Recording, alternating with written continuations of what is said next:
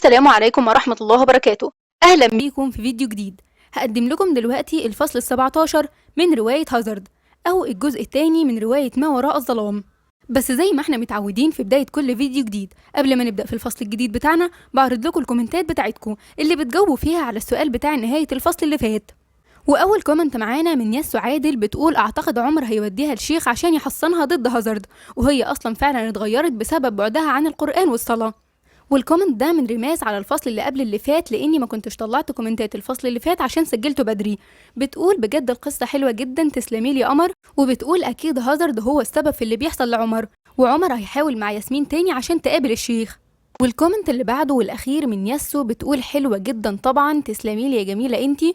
وبتقول: عمر هيحاول مع ياسمين تاني عشان تقابل الشيخ، واللي بيحصل له ده اعتقد ضغط نفسي عشان ياسمين رفضت تقابل الشيخ وتتعالج. ودلوقتي بقى بعد ما خلصنا فقره الكومنتات بتاعتنا، يا ريت قبل ما نبتدي في الفصل بتاعنا ما تنسوش تعملوا لايك وتشتركوا في القناه وتفعلوا زر الجرس عشان يجيلكوا اشعارات بكل الفيديوهات الجديده اللي بنزلها، وعشان تكملوا معايا بقيه الروايه ان شاء الله. ويلا كلنا دلوقتي نصلي على الرسول عليه افضل الصلاه والسلام، ويلا بينا نبدا.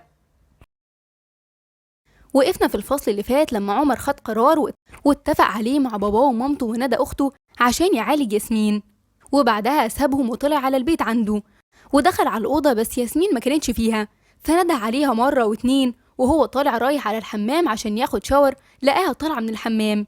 ياسمين سألته باستغراب: عمر انت جيت امتى؟ لسه جاي حالا. احضر لك العشاء طيب؟ لا، البسي وجهزي نفسك وهنروح نتعشى بره. نتعشى بره؟ ايوه زي ما بقولك كده، يلا بقى جهزي بسرعه ويلا بينا. مش غريبه دي؟ اسمعي اللي بقولك عليه، يلا انا هاخد شاور سريع واجي البس انا كمان، وانا مجهز كل حاجه. ياسمين مشيت خطوه في اتجاه الاوضه ورجعت وقفت تاني وقالت له: طب ويزن؟ هننزله لندى عادي يعني، هي ما هتصدق اصلا بتحبه قوي. ماشي. وراحت غيرت هدومها، وعمر كمان اخد شاور وطلع وراح على الاوضه، لقاها لابسه فستان سواريه لونه كحلي وفيه خرزات صغيره كده بتلمع كانها نجوم، وكانت لما شعرها بتسريحه سيمبل خالص، ونازل خصلتين من شعرها من الجنبين بس، وكان شكلها قمر قوي. عمر اول ما دخل الاوضه وقف مكانه، وهي شافته في المرايه واقف بيبص عليها فابتسمت بخجل.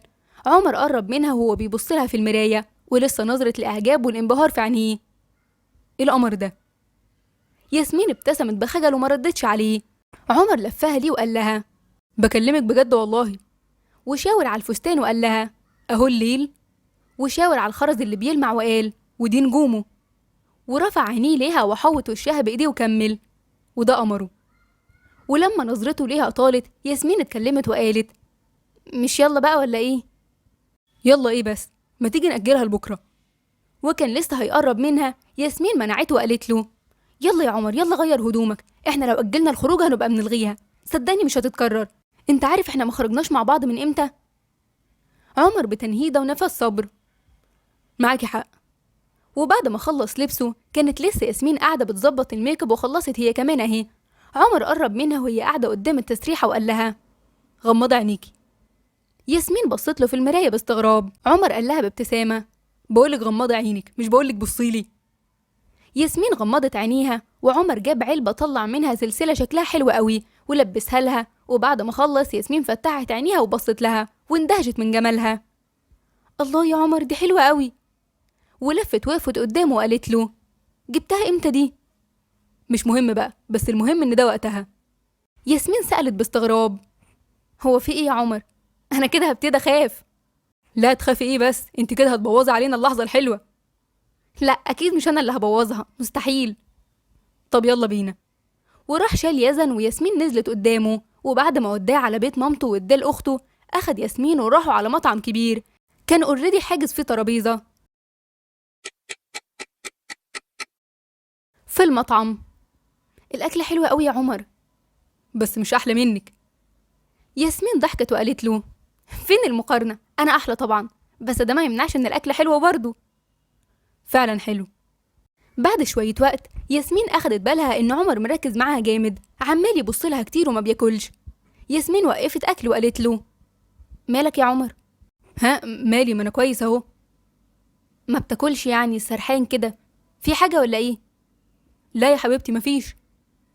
يعني مش هتقولي ايه اللي جرالك برضو؟ جرالي أنا؟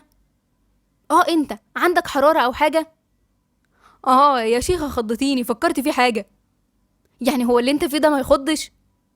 يا ياسو عادي والله، أنا بس رجعت نفسي وحسيت إني مقصر معاكي جامد الفترة دي، وكان لازم أصالحك بصراحة.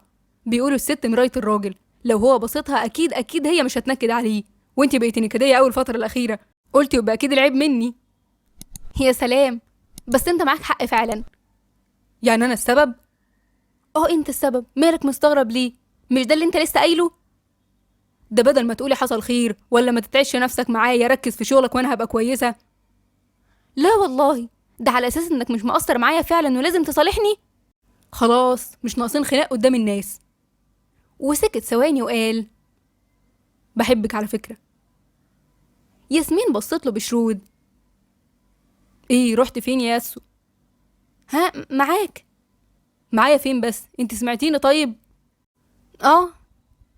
عمر سألها بخبث. طب انا كنت بقول ايه؟ بحبك يا عمر. انا قلت بحبك يا عمر؟ ياسمين ضحكت. عمر فضل باصص عليها وهي بتضحك وابتسم لضحكتها. بعد ما خرجوا من المطعم وهما في العربية، كانوا في الطريق. ياسمين كانت مميلة على كتف عمر وهما في العربية، وكانوا مشغلين ميوزك هادية. بس بعد شوية ياسمين اتعدلت وقالت له: ايه ده مش طريق البيت. ما انا عارف. انت عامل لي مفاجأة تانية ولا ايه؟ بس مش انا اللي عاملها. عمر، هو ده طريق المستشفى؟ المستشفى اللي انا شغالة فيها؟ اصل ندى عامله لك مفاجأة هناك. ندى عامله لي مفاجأة ايه دي؟ وبعدين انت مش شايف الساعة كام؟ هي ندى ميعاد الشفت بتاعها بالليل اصلا؟ معرفش بقى. بصي، الاكيد ان ده مش ميعاد شغلها، هتلاقي كل ده تبع الخطة بس. ياسمين باستغراب: خطة ايه؟ اقصد المفاجأة يعني اللي هي عاملاها لك. طب انت يعني ما عندكش خلفية عن المفاجأة دي؟ لا بصراحة ما عنديش. ياسمين سألت بهزار: هو انتوا الاتنين اتفقتوا عليا ولا ايه؟ ولا معقول قررتوا تصالحوني في نفس اليوم مثلا؟ هتعرفي كل حاجة دلوقتي يا حبيبتي.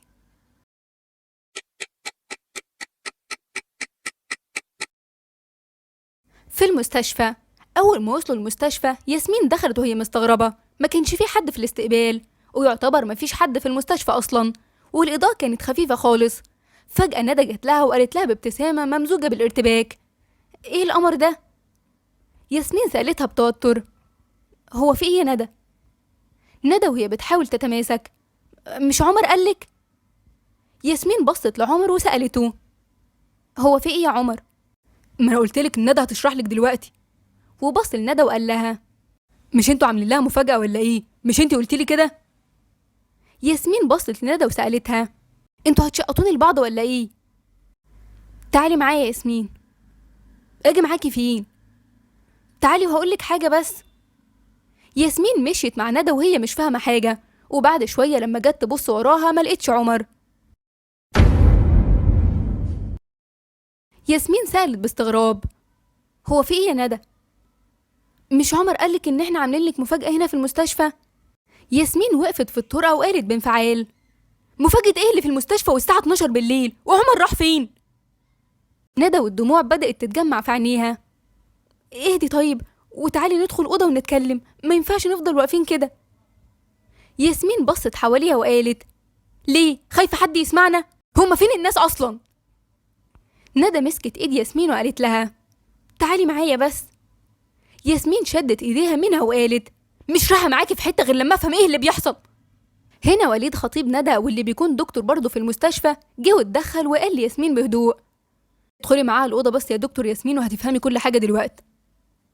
ياسمين بصدمة بصت لندى وقالت لها: ده كمين بقى. ندى ما بقتش قادرة تتماسك أكتر من كده وبدأت تبكي حرفيا. وليد اتقدم خطوات وفتح باب الأوضة اللي هم واقفين قصادها وقال لياسمين: ممكن تتفضلي جوه وهنتكلم؟ ياسمين فضلت واقفة بصة لصديقة عمرها وأختها بصدمة، وندى كانت بتبكي بانهيار على اللي عملته في ياسمين وعلى حال صاحبتها. ياسمين مسحت الدموع اللي في عينيها بغضب قبل ما الدموع تنزل على خدها، ودخلت على الأوضة وقعدت على السرير اللي جوه الأوضة، وفكت شعرها وغيرت التسريحة. وليد حاول يهدي ندى، بس ندى كانت منهارة تماما وقالت له: أنا مش هقدر أتكلم معاها دلوقتي خالص يا وليد، مش هقدر، مش قادرة أشوفها في الحالة دي. أنا حاسة إني خنتها يا وليد. أنت مش متخيل إحساسي عامل إزاي دلوقتي، مش متخيل نظراتها ليا دي عملت فيا إيه. اهدي طيب يا ندى، أنت لازم تتماسكي دلوقتي، ياسمين محتاجالك دلوقتي، لازم تمسكي أعصابك عشان تعرفي تتعاملي معاها وتهديها. أنت أكتر حد هي محتاجاله دلوقتي. بالعكس يا وليد، أنا مش هقدر، مش هقدر. أنا آخر حد ياسمين هتكون عاوزة تشوفه قدامها دلوقتي. خلاص هدخل أنا أتكلم معاها. هو عمر راح فين صحيح؟ معرفش. وفضلت تبص حواليها ملقتوش. يا جماعة ما ينفعش تحس إنكوا جبتوها هنا وتخليتوا عنها. مش هقدر يا وليد، مش هقدر. وأكيد عمر هو كمان حاله من حالي دلوقتي. صعب يا وليد تحس إنك خنت أقرب حد ليك، وكمان تقف قصاده وتواجهه عادي كده بكل بجاحة. انتوا مش خنتوها، انتوا عاوزين مصلحتها، انتوا بتساعدوها. طب ادخل انت يا وليد اتكلم معاها، حاول تفهمها ده، وانا بكره هجيب عمر وهنتكلم معاها ونطمنها، بس بعد ما تكون هديت شويه وتقبلت الوضع، ونكون احنا كمان هدينا شويه. وزي ما اتفقنا يا وليد، اوعى حد يعرف بالموضوع ده. عيب بقى يا ندى، انا مش صغير، انت قلت لي الكلام ده 3000 مره. مش هوصيك عليها يا وليد. ما تقلقيش يا ندى، روحي انت ارتاحي دلوقتي وما تقلقيش. ندى سابت وليد يدخل لياسمين ومشيت، بس لما نزلت الدور الأرضي اتصلت بعمر، رد عليها وقال لها إنه فوق قدام غرفة المراقبة، فطلعت له على فوق. أنت بتعمل إيه هنا يا عمر؟ عمر كانت عينيه حمرا من الزعل. عاوز أشوفها. أنت كنت بتعيط يا عمر؟ مالكيش دعوة يا ندى، أنا عاوز أشوف ياسمين دلوقتي. حاضر، دقيقة واحدة. وخبطت على الباب اللي كانوا واقفين قصاده. طلع واحد من بتوع الأمن وندى كلمته، وبعد محايلة وإقناع وافق في الآخر إنه يدخلهم، لأن مش مسموح لأي حد إنه يطلع على كاميرات المراقبة. وعمر فضل واقف بيتفرج على الغرفة اللي فيها ياسمين، وندى كمان كانت واقفة جنبه. نرجع للأوضة عند ياسمين. وليد خبط على الباب، بعدين فتح ودخل. ممكن أتكلم معاكي شوية يا دكتور؟ ياسمين بسخرية: دكتور ايه بقى؟ انا مريضة دلوقتي. ما تقوليش كده على نفسك يا دكتورة، دي فترة مؤقتة. هو ما اقولش كده ليه؟ هي مش اهم خطوة في العلاج ان المريض يدرك المرض اللي عنده وانه محتاج يتعالج؟ يعني افهم من كده انك مستعدة للعلاج؟ لا طبعا، انا مش مريضة. انا معرفش انتوا جبتوني هنا ليه. انا عملت ايه عشان توصلوني لحد هنا وتحبسوني بين 4 حيطان؟ طيب ممكن تهدي يا دكتور؟ ما تقوليش يا دكتورة، انتوا لو كنتوا عملتوا اعتبار للكلمة دي ما كنتوش حطيتوني هنا دلوقتي. اطلع بره، سيبوني لوحدي، مش عاوزة اشوف حد، انا بكرهكوا كلكوا. وبدأت تنهار وتعيط. وليد خرج من عندها وطلب من ممرضة تجيب له حقنة مهدئ، ولأن وجود ياسمين هنا في المستشفى في منتهى السرية ما ينفعش حد يدخل أوضتها غير دكتور وليد أو دكتور ندى، لكن معرفوش أي حد من طاقم التمريض، لأنهم في الأول والآخر رغايين ومش وراهم حاجة غير الكلام، فالأفضل إن محدش منهم يعرف خالص ولا يجي ناحية الأوضة. شوية وليد رجع لأوضة ياسمين بعد ما جاب الحقنة، خبط على الباب وفتح ودخل، بس ما لقاش ياسمين في الأوضة. فضل يبص يمين وشمال، ما لقاهاش.